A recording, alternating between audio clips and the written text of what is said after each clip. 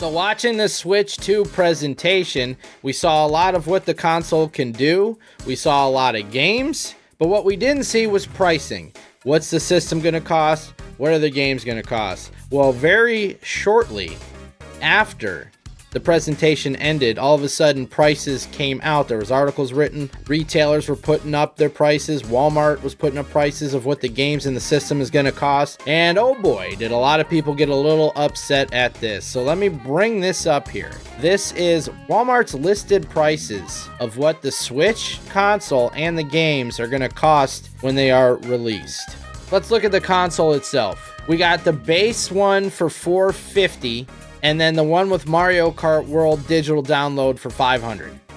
So I had guessed $400. I was off. I don't think this is a crazy price. I think $399 would have looked so much better for families. But I mean, what are we talking about here when we get to the game prices? Are they really trying to appeal to the family that's on a limited budget? $450 for just the console, or $50 more for Mario Kart. Most people that get this at launch is going to want Mario Kart.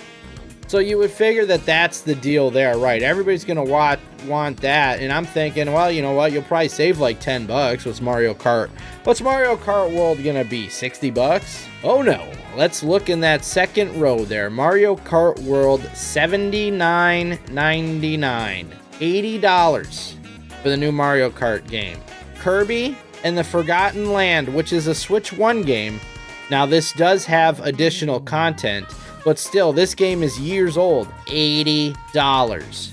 Breath of the Wild, the Switch 2 version, a game that is almost 8 years old. $70. Tears of the Kingdom, Switch 2 edition, $80. These are all Switch 1 games that I'm talking about right now. Mario Kart's the only one that is a Switch 2 game. Mario Party Jamboree, $80. I can't believe that this is a Switch 1 game, that like with the Switch 2 upgrade. I can't believe the family game is at $80. That's nuts to me. But then Donkey Kong is $70.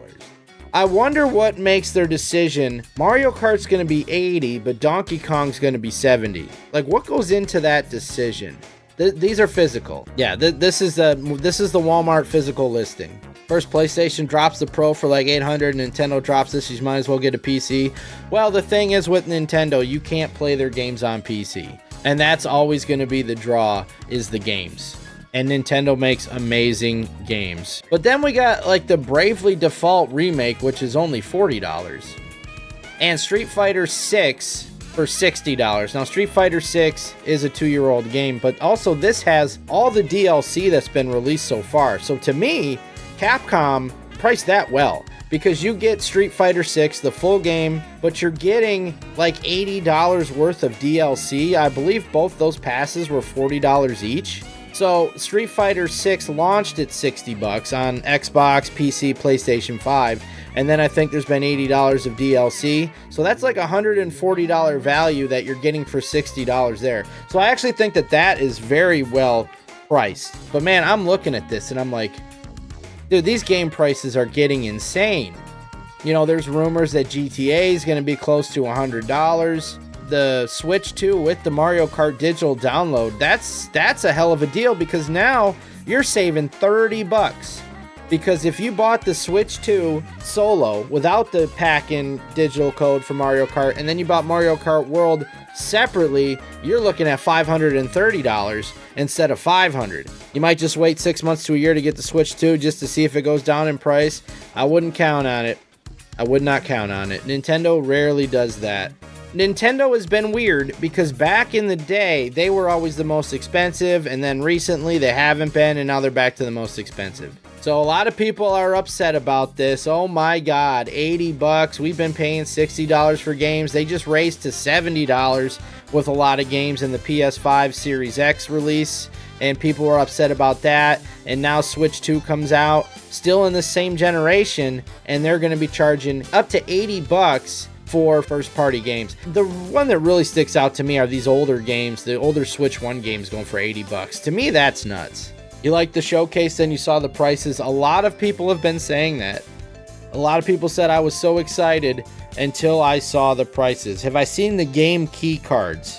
Yes, I have. So apparently, for those that don't know what he's talking about, there's two different types of game cards. One of them is your regular edition game card. You pop it into your Switch 2 and the entire game's on there. And then there's these game key cards, which are just like digital downloads on a card. So you pop the card into the system and then it downloads the game. They're probably doing that for games that are too big to save money or something on the cartridge. I don't know.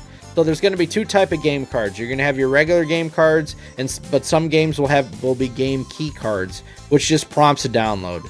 So it's like a code in a box. I mean, they did that on Switch 1, but they just didn't put the game key card in it. They sold codes in boxes. Nintendo fans love to collect physical copies, so a $90 game with tax is basically $100. Well, we haven't seen 90 yet. There was rumors, oh, it's going to be 90 for physical, but this is the Walmart official Walmart pricing for the physical, and it's 80. So I think that if that $90 is happening, it's not happening yet. I'm like, all right, here we go, the age of the $80 games. And then I saw a tweet from Razorfist. Video game prices haven't kept pace in 30 years. You're not mad games are $80. You're mad that your $80 isn't worth dick, and so am I. And that was a good point. And he put up a screenshot of ads of games from the 90s.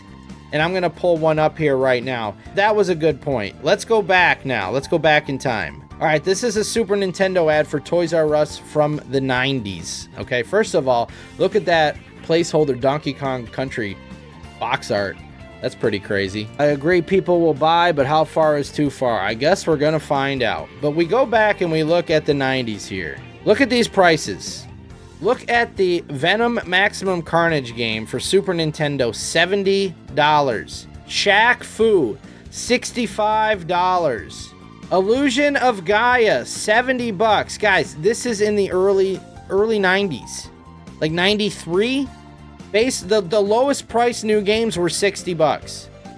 So when we look at how much game prices have changed, we've kind of been spoiled in the early CD era, because when PlayStation came out, they were able to drop the prices because they were on discs, and we're going to look at one of those ads too. But then as we got into PS2, PS3, PS4, the prices didn't really go up that much. They went from 50 to 60, and they stayed at 60 so long.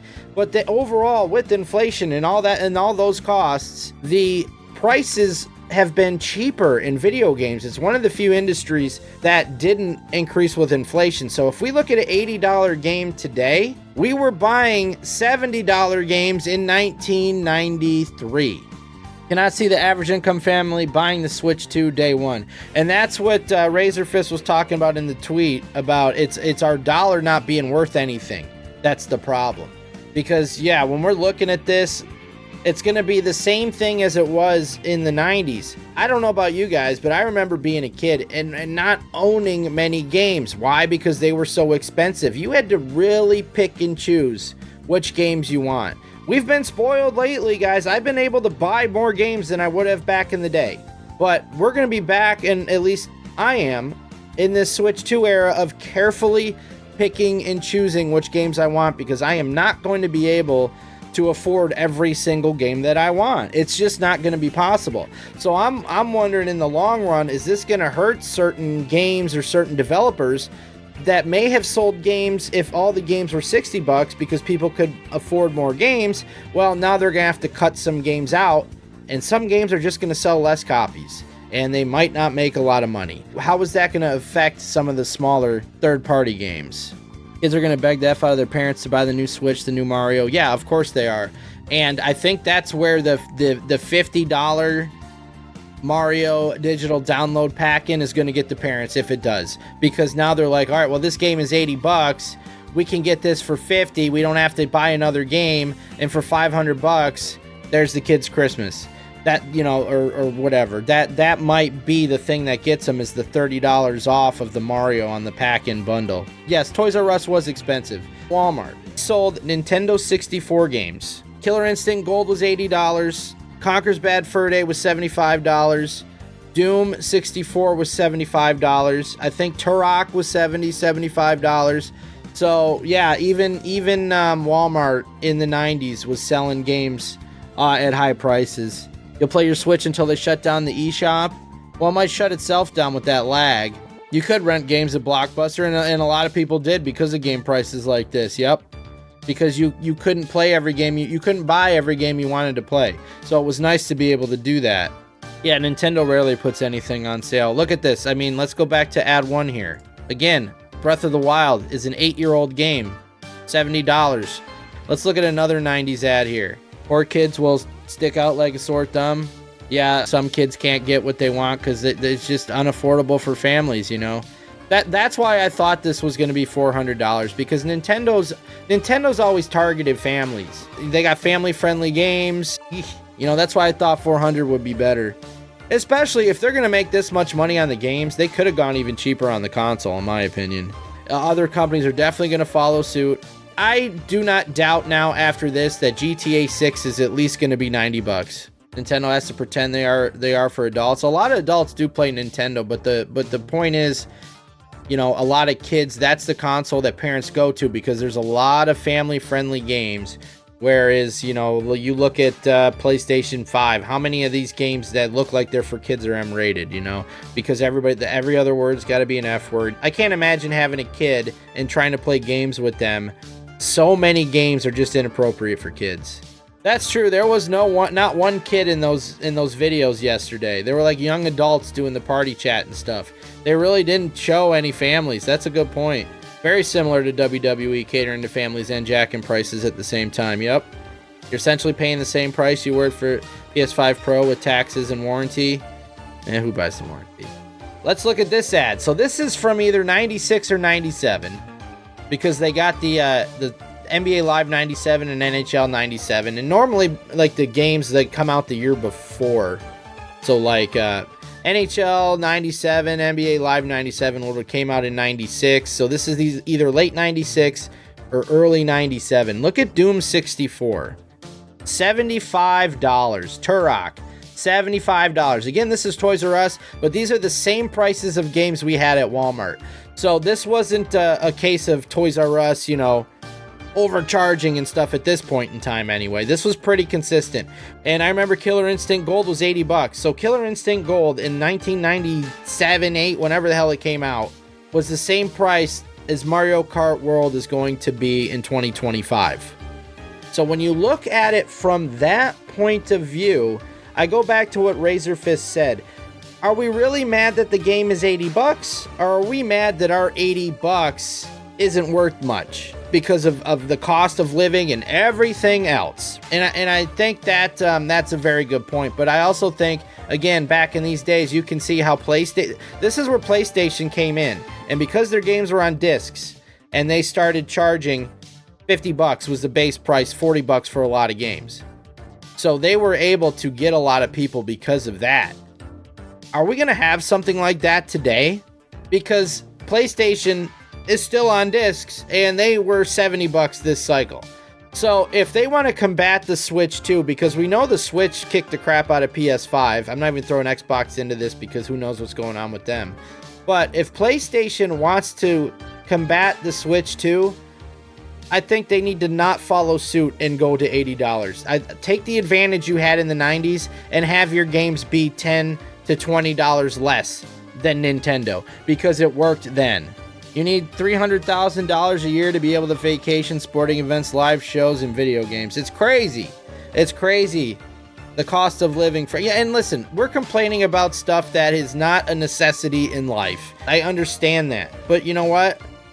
People need things like this. People need things like this to forget the things that are going on in everyday life and to have fun and to do things with friends. And video games has always been a good way to bring people together. So yeah, it does kind of suck if prices going up are going to affect the amount of people that can enjoy video games or the amount of video games that they can enjoy. And, you know, and in turn, developers, a lot less people are going to enjoy their games because a lot less people are going to be able to afford them.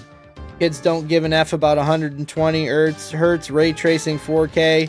That's a good point. Yeah, that is a good point. Is the game fun? And I'm that way with a lot. Like, I don't have a 4K TV yet. I still don't. My TV is 1080. All right, so I'm still in the past on the TV. So for somebody like me, 4K doesn't mean anything. I'm still on the basis of, is a game fun? That's what I care about. It doesn't need to look like real life. I got real life outside my window and I try to avoid it half the time. There's only one game I'm looking at currently. It's Kingdom Come Deliverance 2, and those are over $70 with tax. Yeah, and see, that's the thing. PlayStation is already doing that. PC, Xbox. I think they need to stay there to have an advantage over Nintendo. Don't go to 80 and be the same as Nintendo, because Nintendo's already winning. You need an advantage somewhere. And we look at this ad from the 90s. These, when a lot of Nintendo games were $60, like that was the low end, as you can see in that ad. Mario Kart, $60. Super Mario 64, $60. That's the low end there. Star Wars, $70. Wave Race, $65. Doom, $75. PlayStation got a big advantage at this point in time because their games are a lot cheaper. I think they can do that again. If I was a consumer looking at these prices, I'd be buying a PlayStation, hands down. Back in the day, yeah. Yeah, you're going to buy GTA, you're going to go to the grocery store. That's a question for a lot of families, and it sucks. It really sucks. Stuff like this makes me happy. I have a large game backlog to fall back on, yeah. What's up, King? Figure this would be your next topic. Yeah, a lot of people are talking about it, man. And, you know, I think it does go back to what Razorfist was saying. It's not that the games are $80. It's that our $80 is not worth what it should. We're paying cheaper overall due to inflation for games, even with these $80 Switch 2 games. But I think we're back to where we were in the 90s, where we have to pick and choose now. We're not going to be able, most normal people, me at least, I'm not going to just be able to get most games that I want to play. I'm going to have to pick and choose very carefully which games I want, because $80 is a lot of money, man. GameStop going to make a comeback now with the trade-ins. People be going to GameStop to save $5 on a Switch game to buy it used. Maybe this is how GameStop's going to make the comeback, guys. So yeah, when kids want something, and especially when their friends have it, and everybody's at school talking about it. Everybody's at school talking about the new Mario Kart World game on their brand new Switch 2, and the one kid sitting at the lunch table doesn't have it yet, and it sucks to be that kid. I've been there, you know, and then you go home and you don't understand how much that purchase affects your parents and the family and everything that's important. Yeah, the one thing with like PlayStation, a lot of their games go down in prices as time goes on. Nintendo, that doesn't really happen. Is this going to impact you guys? Are you going to have to pick and choose which games you're going to buy for the Switch 2 and not get every game you want? Or are you one of the lucky ones where these prices won't affect you? And if you are, I'm happy for you. And hopefully the rest of us can get to that point.